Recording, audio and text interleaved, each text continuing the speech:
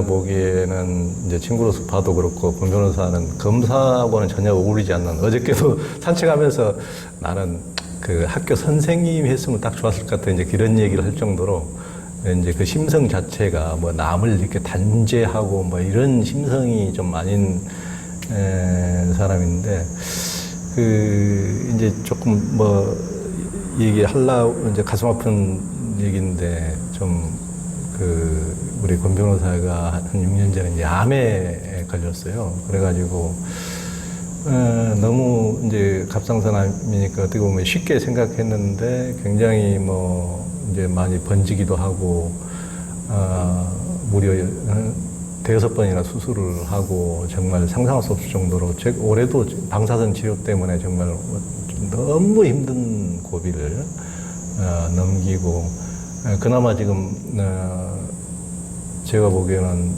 굉장히 우려를 했는데 많이 좋아져 가지고 뭐 최근 몇 번 이제 여기 올 때마다 많이 좋아지는 모습 보니까 나도 너무 기분이 좋고, 그러니까 예전에 이제 너무 힘들고 막 이렇게 목에도 이제 막 이렇게 많이 부어오르고 거기 이럴 때는 뭐라고 할 말도 없고 참 보는 게 괴롭다고. 그냥 뭐 본인은 말할 것도 없고 주변 옆에서 이제 우리 노장 선생님이나 가족들이 오직 했으리야 싶은데 그 바람만 보고 있어도 괴로운 마음이야. 참 오직 하랴 싶은데, 참 그게 이제 우리 이제 권 변호사는 시쳇말로 남들이 다 부러워하는 서울대 법대 나와서 일찍 검사 합격하고 검사 생활하다가 또 로펌, 또 좀 큰 로펌에 들어가서 또 활동하고,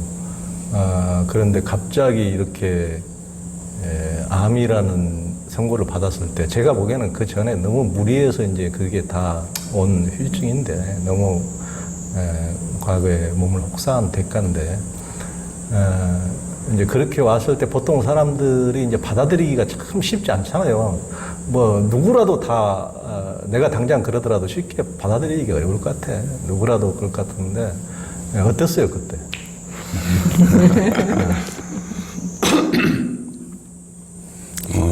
그게 2013년도였는데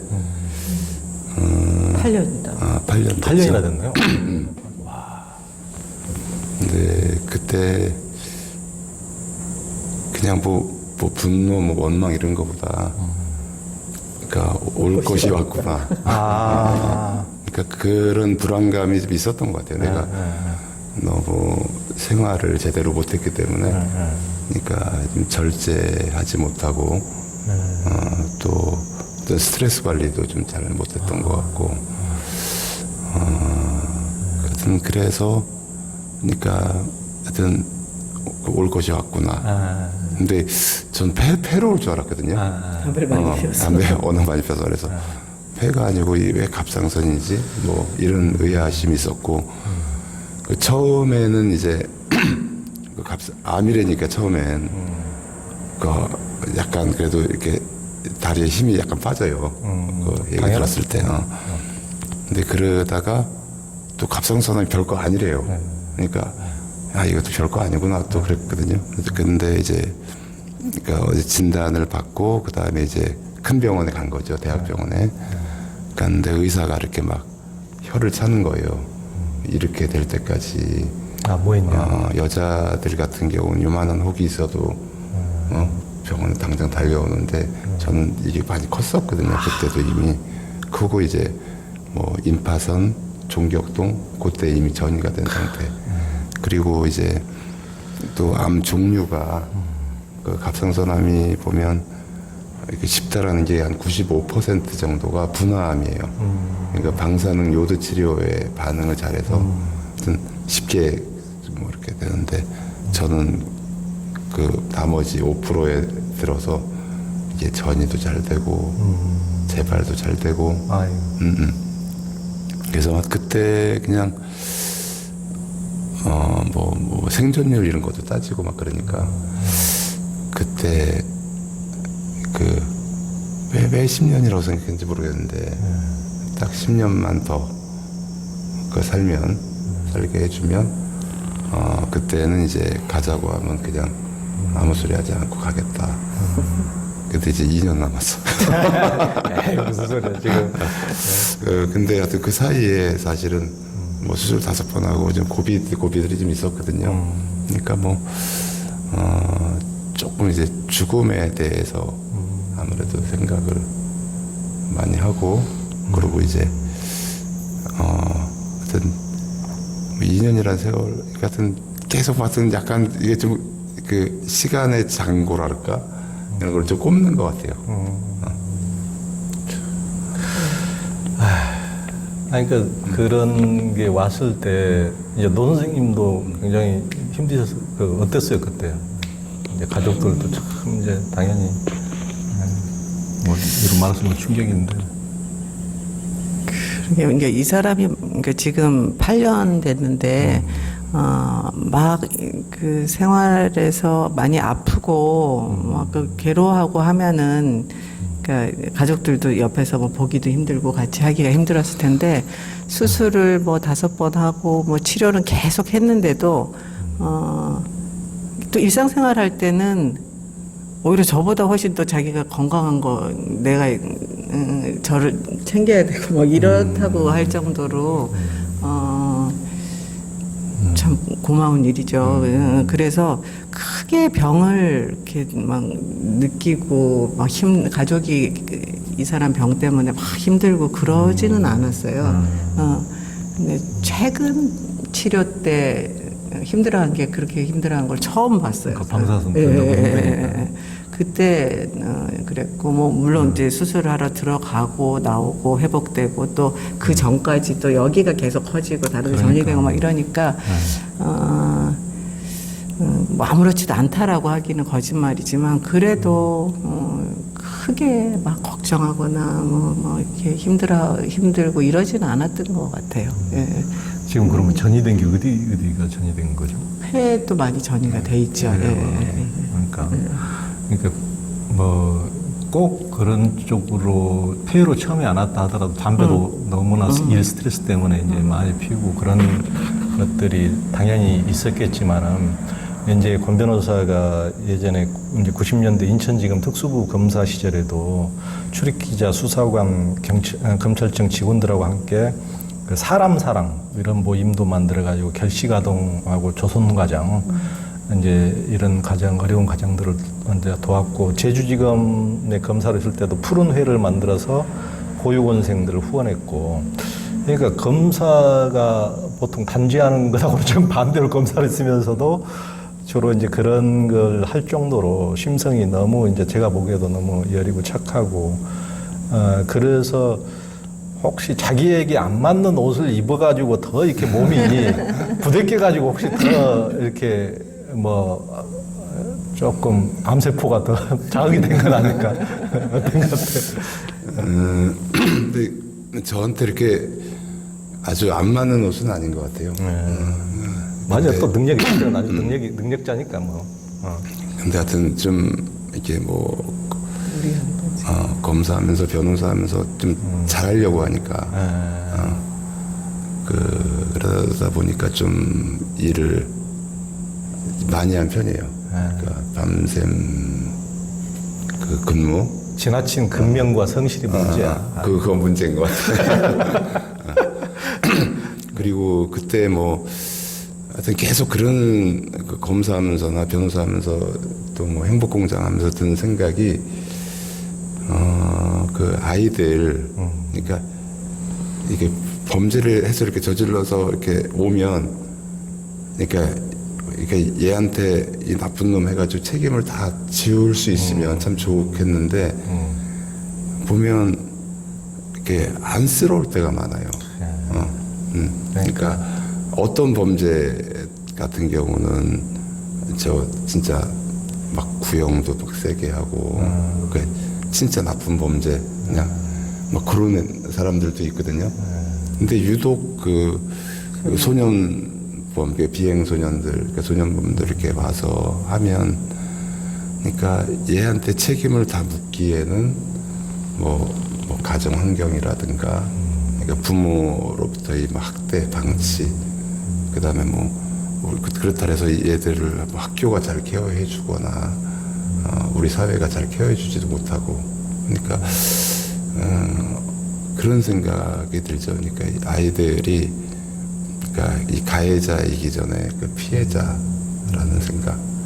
그래서 그 사실 요즘 뭐 청소년 범죄가 막 되게 흉폭해지고 근데 보면 근데 그런 범죄의 피해자들 생각하면 피해자들도 되게 안타깝거든요.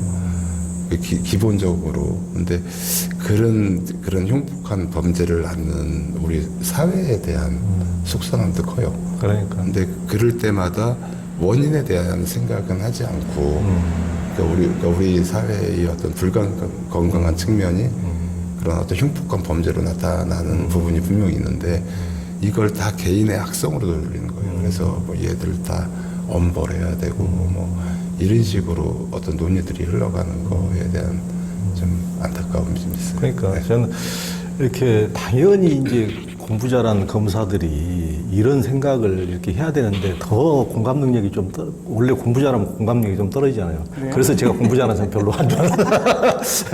우리처럼 밑바닥에 기어봐야 가출하고 해야 공감 능력이. 근데 공부도 잘하면서 이렇게 공감 능력이 있다는 게 놀라운데 그게 이제 그 예전에 신창원 같은 경우도 들어보면 참 그렇게 우리가 살인마로 이렇게 생각하지만은 그 어렸을 때 뭐 이제 너무 가난하고 엄마는 어디 도망가 버리고 혼자 있으면서 그 학교 가면 그 나쁘고 망가져왔다고 선생이 계속 두드러 패고 그 어린 그 저학년 뭐 초등학교 1학년 이런 2, 3학년 이런 애들을 그렇게 두드러 패고 싶을까 나는 지금 예전에는 그렇게 좀 오지랖스러운 짓을 많이 했어요. 그러니까 얼마나 증오와 원한이 이렇게 쌓였을까 그런 걸 생각하면 우리 사회가 그렇게 그런 증오심을 만들어줬다는 생각을 할 수밖에 없더라고요. 그래, 우리 이제 권변한테도 들은 얘기가 저번에 이제 그 같이 죄를 저지른 강도인가 뭐 했던 6명인가 그 중에 하나가 고아였던 그에 대해서 또 이제 권변이 또 뭐 유의해서 이렇게 엄벌하라고 지시가 있었음에도 기어이 이제 그렇게 좀 이 친구가 이제 고등학교 3학년이었는데 이렇게 또 이제 별까지 달고 가면은 어떻게 앞으로 살아가겠느냐. 그렇지 않아도 살기 어려운 애가.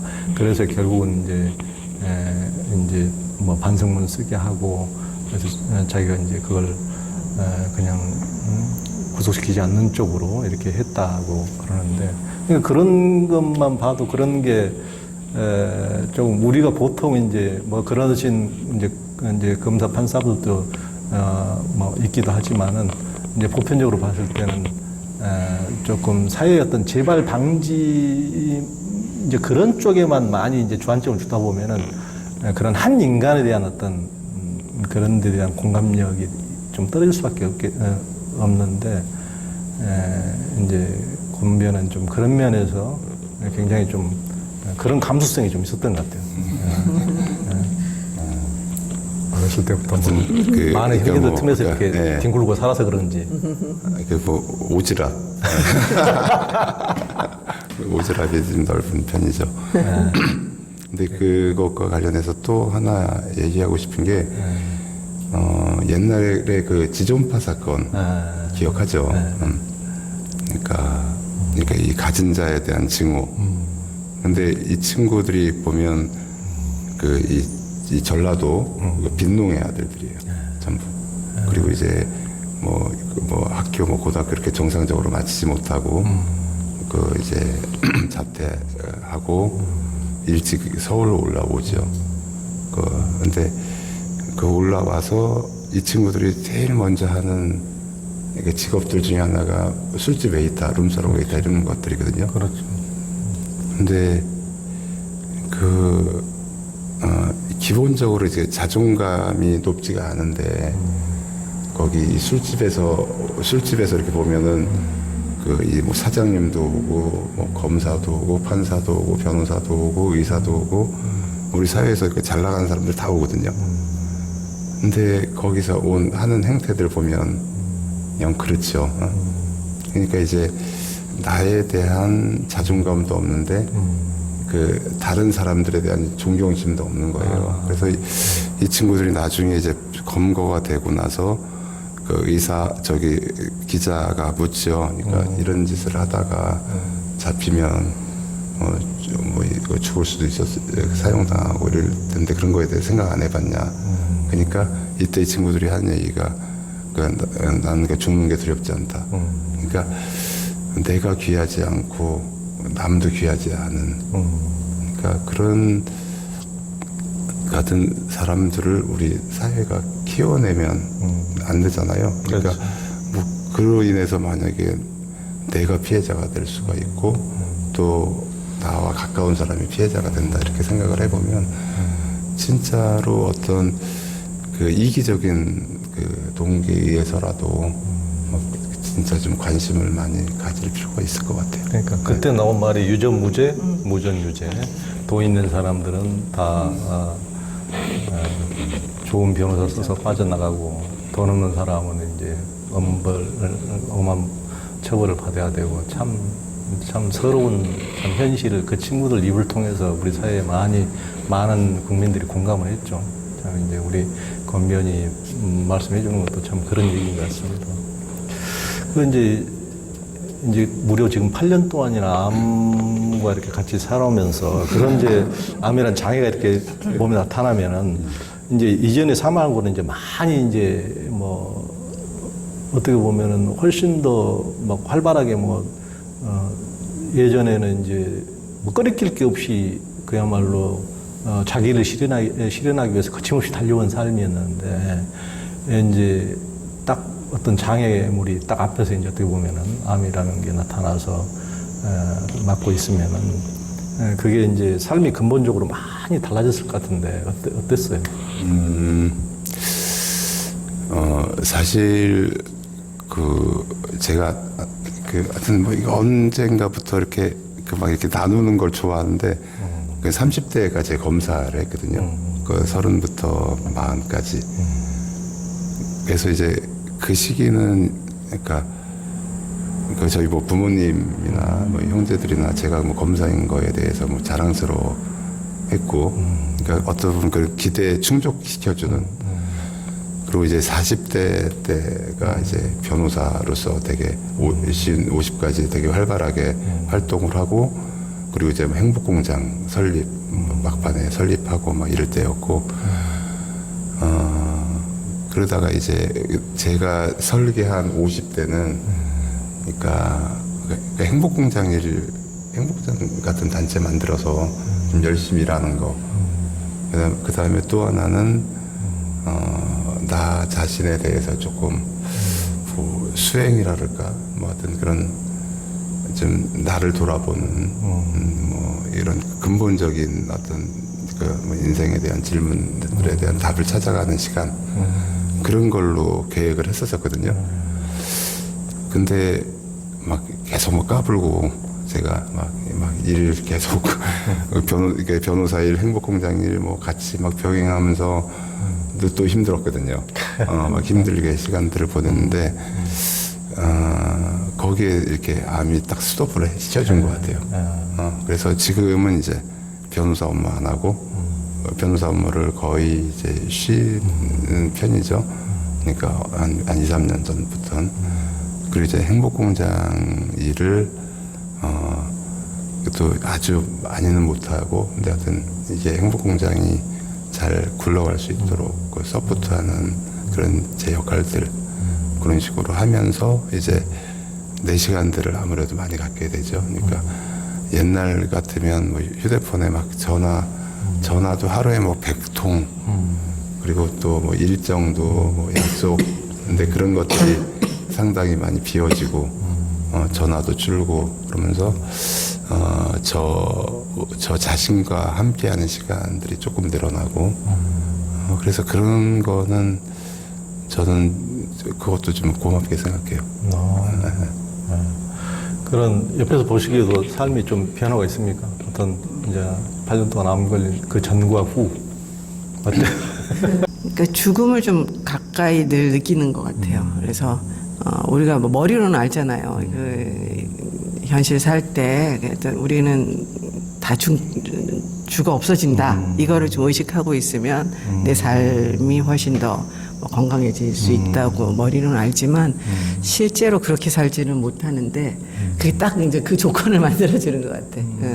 당장 어떻게 될지 뭐 내일 어떻게 될지 모르는 게 우리 삶인데 그걸 우리는 늘 잊고 사는데 그 현실로 딱 있으니까 그래서 하루하루 정말 잘 살려고 해주는 고마운 면이 많이 있어요, 사실은.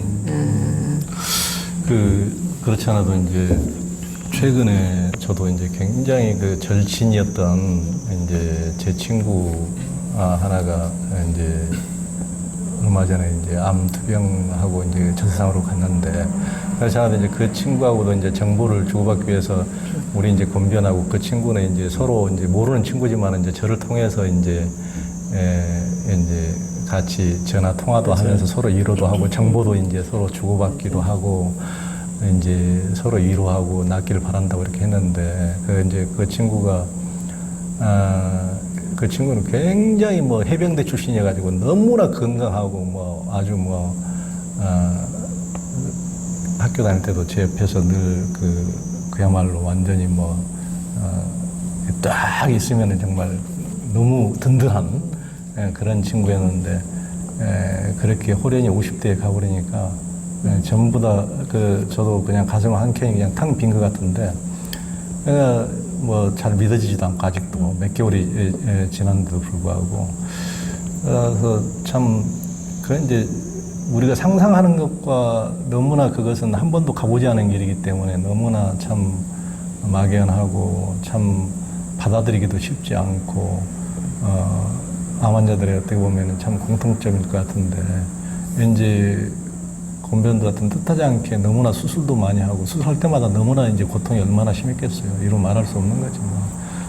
수술 한 번씩 받는다는 게 그러면서 이제 그런 아까도 앞으로 얼마를 살 수 있을까 자기도 이제 생각해 본다는데 그런 걸 하면서 조금 이렇게 이제 뭐 우리가 그 전에 이제 죽음에 대해서 직접적으로 생각해 볼 기회는 많지 않는데 이런 식으로 좀 더 이렇게 생각을 하면서 좀 더 드는 생각들이 있어요.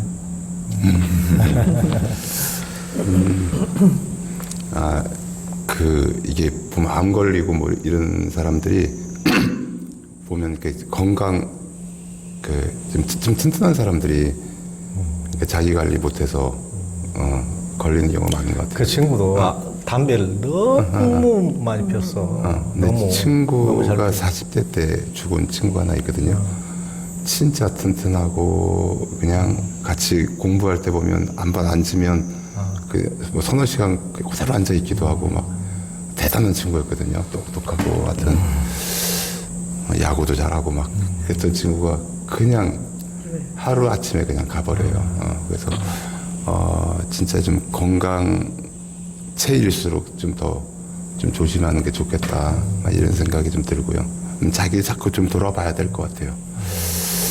그리고 이제 뭐 죽음에 대해서 이렇게 생각을 뭐 당연히 하게 되죠. 하는데 그래서 무슨 뭐 티베트 사자에서 뭐 이런 것들도 떠들어 보게 되고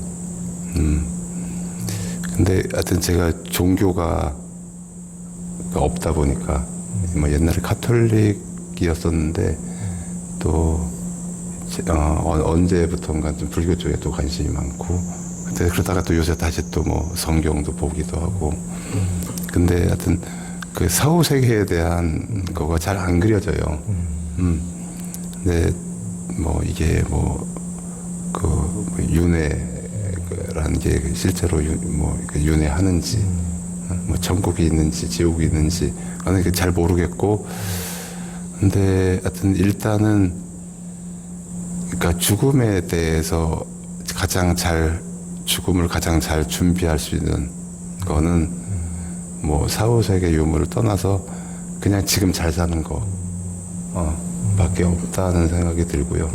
그래서 그냥 지금 하루하루 좀 잘 살려고 하고 나를 위해서, 남을 위해서 그리고 내 안에 이렇게 그래도 막 좀 이렇게 사람들에 대한 미움 막 이런 것들이 있거든요. 하다 보면 저는 왜 저렇게 좀 인색하냐.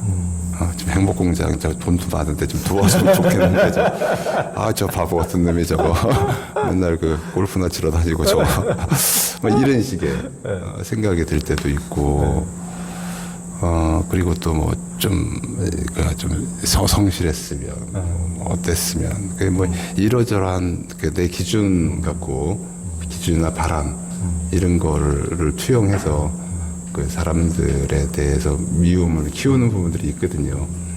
근데 그런 거니까 죽음 같은 걸 생각하면 나의 죽음, 그 다음에 또 내가 그 약간 미움이 드는 상대방의 죽음 이런 거를 한 번씩 떠올려 봐요.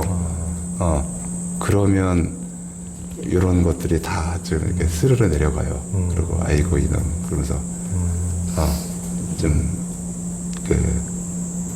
좋은 점들도 되게 많은데 그냥 내 기준으로 그냥 하나만 보고서 그놈 이렇게 미워하고 섭섭해하고 그런 것들이 좀 내려지는 것 같아요. 그러니까 이제 잘 사는 것이 잘 죽는 것이다는 굉장히 중요한 진리인 것 같아요. 우리가 죽음 이후에 대해서 뭐 가보지 않은 길이니까 이제 모른다 하더라도 이제 죽어가는 순간까지 어떻게 보면은 누구나 할 것 없이 예외 없이 뭐 이제 시차가 조금 있을지 모르지만은 누구 한 명도 예외가 없는 우리가 받아들여야 될 언젠가는 이제 현실이다면은 어떻게 보면은 그 마지막 순간까지 될 수 있으면 평화롭고 이렇게 평화롭게 갈 수 있으면 참 좋은 일이고 그것이 이제 제가 이제 많은 뭐 호스피스나 이런 분들 겪어봐도 이제 사는 동안 많은 것을 비우고 많은 것을 용서하고 사랑하고 집착을 비운 사람들이 마지막 순간까지 편안하더라. 그런 것은 거의 공통의 의견인 것 같아요. 그래서 우리가 그 이유는 설사 모른다 하더라도 잘 죽는 방법까지는 거의 나름대로 많은 사람들이 발견한 공통점이 있지 않는가 싶습니다. 하여튼 그런 면에서 이 홍천 산골에서 이렇게 농사꾼으로 옛날에 참 이제 아주 막 자기 일에 투신했던 것보다는 훨씬 더 자연에 가까운 삶으로 돌아왔기 때문에 그것이 이제 나중에 제가 생각에는 한 50년 뒤면 이제 좋을 것 같고 자연스럽게 가지 않을까 이런 생각이 드네요. 이제 우리 이제 권 변호사 같은 경우도 이제 굉장히 그 대한 변호사협회에서 꼽을 그 10대 그 우수 변호사로 꼽힐 만큼 정말 일도 너무나 잘한 정말 실력 있는 뭐 검사 실력 있는 변호사였는데 그 어떻게 보면은 뭐 객관적인 보면은 대한민국 상위 1%의 삶을 살다가 정말 이제 지금 이제 행복공장 하면서 이렇게 들어와서 이렇게 하게 됐는데 이제 또 뭐 동기들이 서울 법대 또 검사 동기들 또 변호사 또 로펌에 또 후배들도 많고 또 하다 보니까 아까 언뜻 이제 안타까운 점을 내비치기도 했는데 일에 대한 일이라는 거 우리 이제 자본주의 사회에서 경쟁주의 사회에서 우리 일에 매몰돼서 저도 직장 생활 30년 넘게 하다가 너무 몸살 나서 미칠 지경이 되면은 해외를 1년씩 도망가기도 하고 그러는데 이제 일에 대해서 하여튼 현대인은 죽기 살기로 어떻게 보면 지금 많이 달려가고 있는데 이렇게 이제 그런 죽기 살기로 해보기도 했고 조금 거기서 이제 멈춰서 다른 삶도 살아보니까 권 위원이 보기에는 일에 대한 생각은 어떤 것 같아요? 하여튼 우리나라가 하여튼 좀 일을 너무 많이 하는 것 같아요. 그 일이 그러니까 진짜 좀 적게 할 수 있으면 좋겠어요. 그러니까 그 과로, 그러니까 하여튼 그 오버해서 일하는 거는 좀 멈췄으면 좋겠다라는 생각이 들고, 그리고 그러니까 저희 나이대가 되면 어느 정도 이제 경제적 기반, 그 사회적 기반들을 잡은 분들이 많잖아요. 근데 그 이제 좀 더 이렇게 좀 얘기를 하면 좀 그런데 하여튼 의미 있고 가치 있는 일들 그리고 또 그러니까 미래 세대를 위한 일들 지금 우리나라 청소년 행복 지수가 그 OECD 국가 최하위라고 얘기를 하고 그러니까 우리 미래 세대라고 할 수 있는 뭐 청년, 청소년, 어린이들이 그 제가 볼 때는 좀 행복하지 않고 건강하지 않은 측면들이 분명히 있는 것 같아요. 그래서 그런 그러니까 그랬을 때 하여튼 우리 대한민국의 미래도 어떤 밝을 수도 없고 그렇기 때문에 지금 우리 어떤 기성 세대들이 그러니까 지금 그러니까 일을 하는 목적을 조금 좀 바꿨으면 그러니까 그냥 나 개인적으로 뭐 그냥 은행에 통장 잔고가 이만큼 있는데도 계속해서 그냥 관성적으로 그러니까 돈 벌기에만 매몰돼 있거나 그 다음에는 무슨 어떤 자리를 탐하거나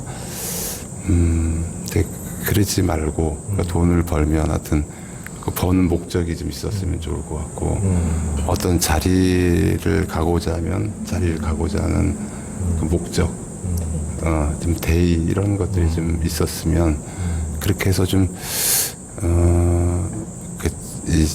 지금 롤 모델이 되는 사람들이 좀 많아지면 참 좋겠다. 근데 요새 뭐 뉴스를 보고 막 하면 사실 약간 어떤 공해 같은 뉴스가 공해로 느껴질 때가 많거든요. 그래서 저희 친구들 중에 뭐 정치하는 친구들도 있고 그러니까 뭐 로펌 대표도 있고 뭐 되게 다양하게 있는데 이 친구들이 진짜 중요한 자리, 중요한 역할들을 해야 될 역할들을 하면 우리 사회가 조금 더 나아지는데 하여튼 기여할 수 있을 테니까 하여튼 친구들한테는 그런 바람을 갖고 있어요. 네. 그러니까 우리가 실은 뭐 자기가 뭐 굉장히 정의로운 저거 하면서도 삶에서는 보면은 욕망투성이고 하여튼 이제 그런 경우가 많은데 여기 이제 보면은 실은 권 변호사나 노장 선생님이 여기 이제 아들 이제 외아들 하나인데 예철이하고 여기서 같이 이제 행복공장에서 같이 또 행복공장 교사로서 같이 하는데 다른 그런 이 정도의 어떤 사회적인 어떤 대한민국 1%로 살아온 사람들이 보통은 자식들한테 막 엄청나게 푸시하고 막 욕망을 투사하고 그러는 경우를 주변에서 너무 많이 보는데 전혀 그렇지가 않은 정말 대한민국에 너무 드문 1%고 반대로 1% 전혀 네 행복한 거 편한 거 하도록 이렇게 어렸을 때부터 이렇게 하는 굉장히 전혀 그런 게 없는 드문 참 보기 드문 이렇게 삶을 살아왔는데 그러다 하여튼 이제 권 변호사가 이렇게 하는 말은 참 빈말이라고 참 보기가 어려운데 삶에서 실제 이제 그렇게 살아가고 있는 모습을 보니까 근데 이제 오랫동안 이렇게 암 투병을 하면 이제 가족들의 어떤 삶도 이제 뭐 본인만큼 아니어도 근본적으로 많이 이제 영향을 주고 받을 수밖에 없고 실제 뭐 진짜 가장이 어떻게 보면 이제 그렇게 제 활동을 이제 못하게 돼버린 거니까 이렇게 가족들의 어떤 삶은 어떻게 된 것 같아요? 어때?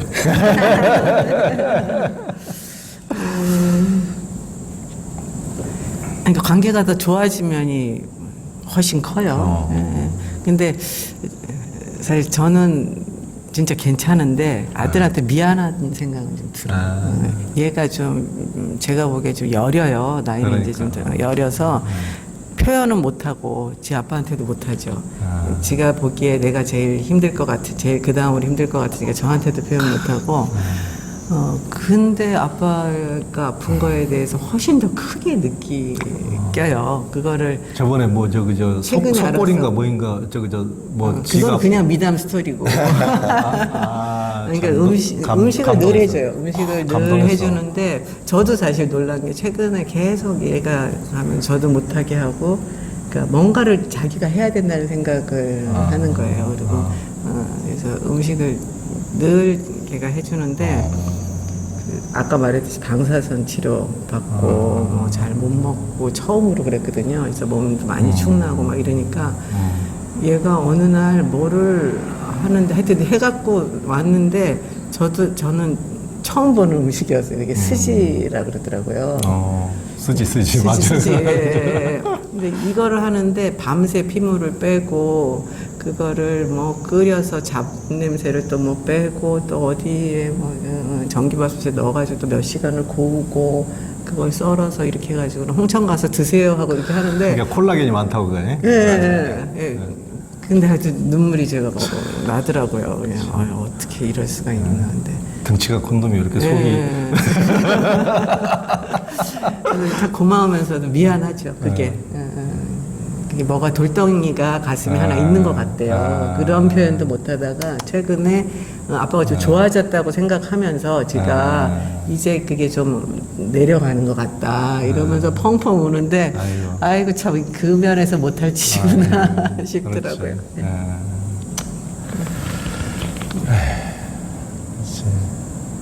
그러니까 훨씬 더 이렇게 아픔 속에서 오히려 이제 건강한 사람들이 건강하면 남부러울 게 없어야 되는데 건강한 사람들을 서로 싸우고 미워하고 하는 가족도 너무 많은데 근데 막 자기 욕심을 또 자식한테도 투사하고 자식도 부모를 너무나 미워하는 사람이 보면 얼마나 많은데요. 뭐 말도 못해요. 그러니까 이렇게 사회적으로 잘 나간 사람일수록 그런 경우를 꽤 보게 되는데 오히려 이제 그런 아픔 속에서 가족들이 오히려 이렇게 정을 주고받을 수 있다는 것은 참 세상의 모든 것이 잃는 것만 있는 게 아니구나. 잃는 게 있으면 당연히 얻는 것도 있고 또 여기서 또 삶에서 또 굉장히 배운 것도 많기 때문에 굉장히 제가 보기에는 권변처럼 이렇게 잘 나가는 사람은 하나도 안 아프고 딴 생각도 안 하고 너무 이렇게 안 하면 계속 잘 나가다가 어느 순간 그 아까 얘기한 친구처럼 어느 순간 힘들어서 그냥 책상에서 쓰러질 가능성이 있는데 보통 그런 사람도 많잖아요. 그래서 뭐 암이 축복이라고 또 얘기를 하잖아요. 근데 그 진짜 암도 뭐 암으로 너무 고통받고 이런 분들한테는 이 말이 가혹한 말이 될 수도 있는데 한 부분적으로는 하여튼 좀 그런 부분이 있어요. 그러니까 좀 죽음에 대해서 생각하고 조금 잘 살 수 있는.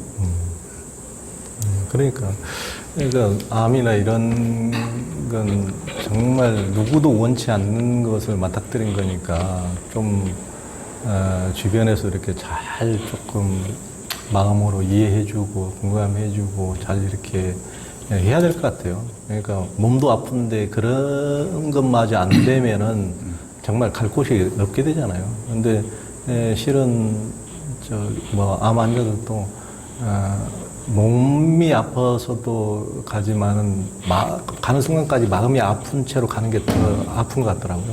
이제 그런 게 없이 간다면 훨씬 더 가벼워지고 삶이 우리가 설사 이제 중병에 걸렸다 하더라도 주변에서 좀 그렇게 해줘야 되지 않을까 같이 그런 물론 본인이 또 그렇게 하려는 마음의 노력이 상당히 필요하고요. 자기도 힘들지만은 힘든 과정에서도 조금 용서하고 사랑하고 좀 이렇게 포용하려는 마음 자세도 정말 필요할 것 같아요. 그런 게 좀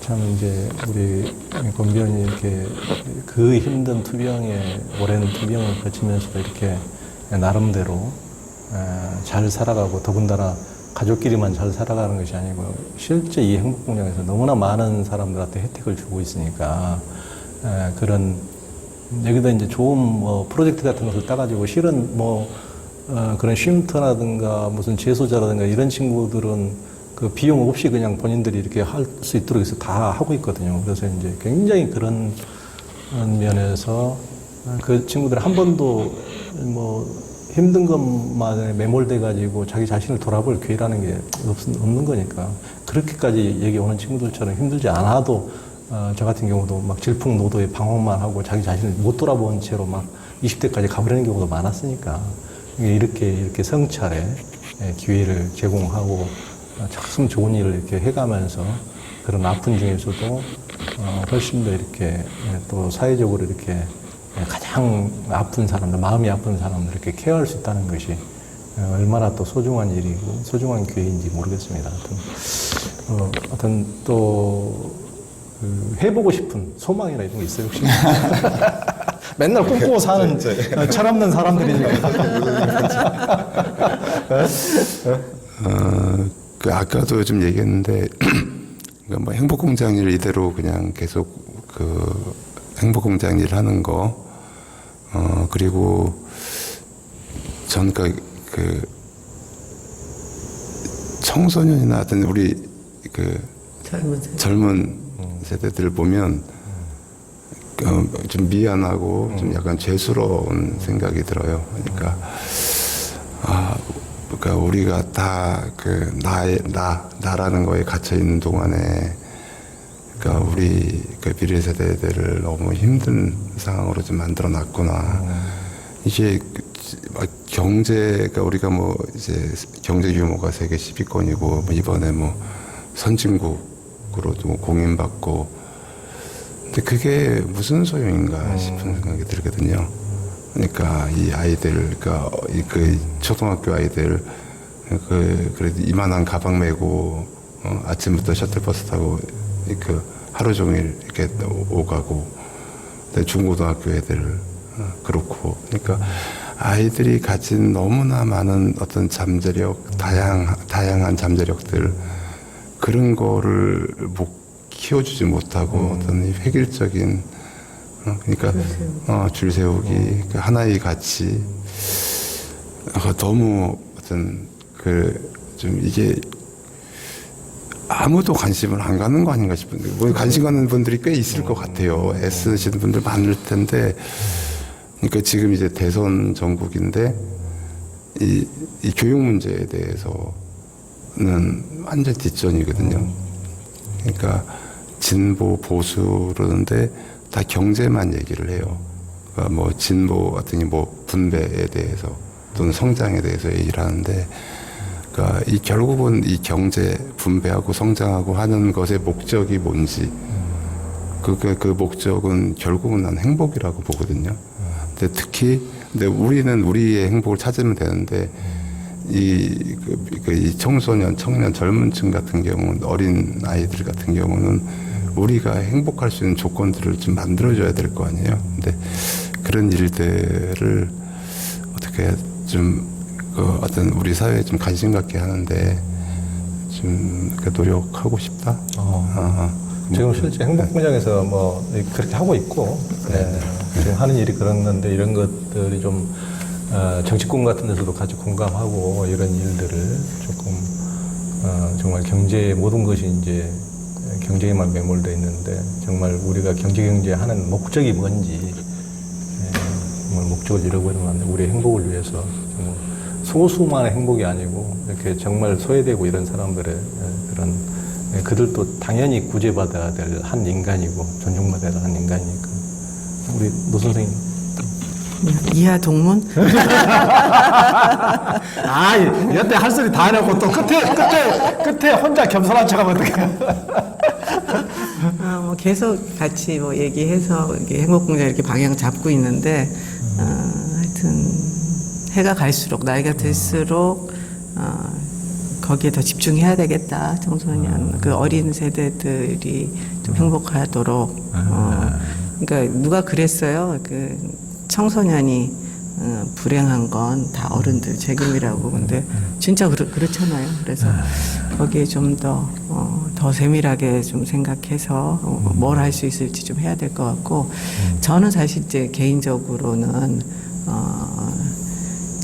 제가 하는 연극 중에 그 즉흥 연극이 있어요. 그래서 이거는 배우들이 관객의 얘기를 그 자리에서 듣고 바로 이제 연극으로 공연으로 보여주는 거거든요.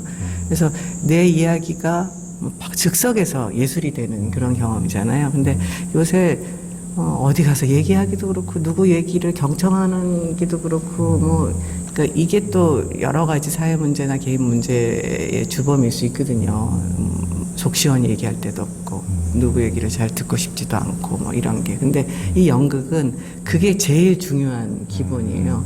잘 들어야 되고 또 어디 가서 내 얘기 할 수 있고.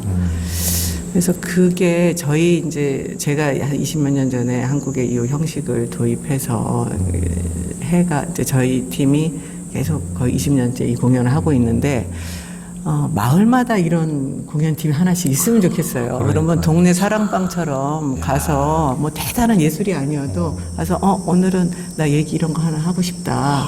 그래서 얘기하고 그게 예술이 되고 그럼 그 예술이 되면 내가 얘기해서 시원한 것도 있지만 그게 객관화가 바로 되는 거예요. 그래서 그거 같이 좋은 명상이 없거든요. 그래서 그게 마을마다 하나씩 되면 좋겠어서 지금 여기저기 찌르고 있어요. 작년에 서울시 협치 사업에 냈는데 또 뭐 어쩌지 뭐 다 될 것 같이 하더니 또 안 됐어. 그래서 관악구에도 지금 서울에 제안을 해놨는데 내년에 될 것 같아요. 그러면 관악구부터 시작해가지고 서울 뭐 그 다른 도시 전국에 홍천에도 하나 생겨서 다 가가지고 동네 사람들이 배우가 되고 거기 가서 내 얘기하고 그러면 좋겠다 하는 꿈이 있습니다. 야심찬 꿈이 너무 있습니다. 진짜 좋은 아이디어네요. 아니 너무 좋은 아이디어. 이게 한국 사람처럼 이렇게 심리적인 병이 이제 스트레스와 경쟁사에 너무 압축적으로 이렇게 달려오다 보니까 한국 사람들이 전 세계적으로 자살률도 제일 높고 너무 심각한데 그런 것들 가슴에 담아 있는 것을 풀어낼 수 있는 이렇게 장으로서 방금 노장 선생님 말씀하신 그게 최고인 것 같아요. 저는 이제 비교적 저희 가족 그 대가족이 사이가 좋음에도 불구하고 맨날 뭐 이제 식사하고 술 마시고 이렇게 놀리면서도 실제 못한 얘기들이 많이 있거든요. 맞아요. 그래서 예전에 한 10년 전쯤에 그 속초에 이제 설악산권에 놀러 갔다가 대가족이 한 20명이 이제 보통 이제 숙소에 가면 이제 둘러 앉아서 이제 제가 한번 그걸 꺼냈는데 지금까지 살아오면서 우리 가족에게 고마웠던 한 가지를 누구에게 뭐 형제가 더 좋고 부모에게도 좋고 한번 얘기해 보자. 그러면 이제 그러니까 사람들 이제 우리 형제가 또 평소에는 잘 떠들고 너무 했다. 그럼 딱 하니까 얼음 돼가지고 이제 쑥스러워가지고 뭘 그런 걸 해야 하는데 이게 막상 장을 만들어줘 보니까 제가 먼저 이제 하고 일부러 이제 저도 이제 쑥스럽긴 했지만 한번 저도 이제 그런 프로그램 워낙 많이 봤기 때문에 한번 해봤어요. 한 2명 지나가니까 다음에는 딱 목이 막혀가지고 말을 못 하는 거야. 막. 이제 그 생각만 해도 실은 고마운 거 투성인데 평생 표현을 한 번도 못 해본 거라. 그러니까 표현하려고 생각만 하고 또 가슴이 먹먹해가지고 근데 실제 마음으로 표현해 보면은 너무 이제 자기도 그런다잖아요. 그 부모님한테도 사랑한다고 말 한마디도 못하고 부모님이 정작 돌아가시면 너무 후회된다고 그러잖아요. 근데 왜 세상에 부모님한테 사랑한다고 말을 못하냐고. 그게 그러니까 표현을 하고 안 하고는 굉장히 중요한 문제인데 그럼으로써 서로가 너무 사소한 거 가지고 우리는 또 형제간 부모 자식 간에도 막 증오도 하고 막 걸린 것도 마음에 걸린 것도 많은데 그런 걸 표현을 함으로써 또 수십 년간 한 것도 이렇게 뻥 뚫리기도 하고 녹아나기도 하고 그러니까 그런 연극이라는 게 같은 가족뿐만 아니고 마을 사람들끼리도 우리는 쓸데없는 사소한 것에 목숨 걸고 가까운 사람일수록 그 막 미워하고 그런 걸로 에너지를 다 소모해버리고 말잖아요. 그러니까 그런 것을 표현하면은 그런 것들이 다 녹여나고 얼마나 마음 치유에 최고의 진짜 좋은 제안이었습니다. 그걸 진짜 각 마을마다 좀 있었으면 좋겠네요. 네. 이게 잘 학교도 이게 막 이런저런 꿈꾸는데 그 보면 그 우리 조 기자님이 이해하지만은 그 참 이해하는 사람이 참 드문 것 같기도 하고. 몽상가 계속 몽상을 해야지 우리 이제 몽상을 널리 전파하면서 이 행복공장에서부터 이렇게 전파해 나가고 있는 우리 권용석 변호사, 우리 노지양 선생님 이렇게 같이 우리는 이제 평상시 너무 자주 만나서 얘기를 나누는 사이긴 하지만은 이렇게 또 얘기를 하니까 너무 새롭네요. 또 새로워. 또 새벽부터. 너무 새롭고 참 좋았습니다.